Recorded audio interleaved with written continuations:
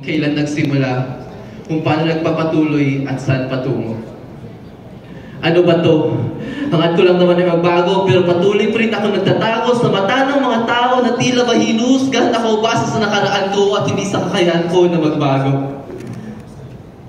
Nahihirapan na ako.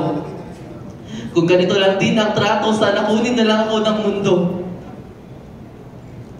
Alam ko naman nakita nyo kung paano ako nagbago mula sa isang musmos na tao hanggang sa biglang pagmulat sa katotohanan ng mundo. Nakita nyo naman, di ba?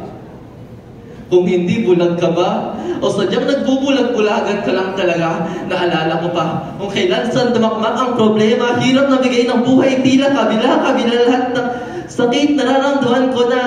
Puso ko'y wasak-wasak na at tila pag-asa'y lumalayo na. Hanggang sa nakahanap ako ng pag-asa sa pamagitan ng isang puting kaha na sa isang sindi tila tulad ng mga apoy ng impyerno, nakagawa ko ng mga ulap na tila yumayakap sa buong pagkatao ko. Dito ko naramdaman na dinala ako sa isang paraiso. Dito ko natanong sa sarili ko, kung langit na ba to? Sapagkat malaya ka sa kahit anong gustong gawin mo. Ano ba to? Sa lahat ng sakit na naramdaman ko, ito na siguro ang mabuting gamot na natikman ko. Sa isang beses na gawa, naging dalawa, naging lima, hanggang sa daliri ko'y kulang na, hanggang sa di ko na kayang isang araw ay wala. Kinakatok na ng aking sistema ang utak kong sobrang saya kasi sila'y nahihirapan na, pero patuloy ko pa rin ginagawa.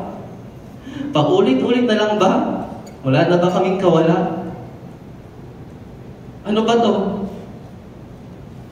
Nasulitan lang ang pagsisisi, no? Sa gabing puno ng tunog ng kulob at kidlat, mga pagsigaw ng mga tao, patakbo, papalayo, asa nakakabinging katahimikan paglaan. Ito na siguro ang galit ng mundo. Tila tinapon ako mula sa paraiso, pabalik sa lupa para humanap ng bagong daan pabalik dito. Aminado ako, sa damakmak na maling desisyon ang tinahak ko, pero huwag niyo sanang kalimutan na tao din ako. Tumingin kayo sa kakayahan ko na magbago, hindi sa mga nagawa ko sa buong buhay ko. Huwag harangin ang hinaharap na nararapat sa bawat tao. Tulungan tayo para wala nang makatahak sa dinaanan ko. Oo, adik pa rin po ako.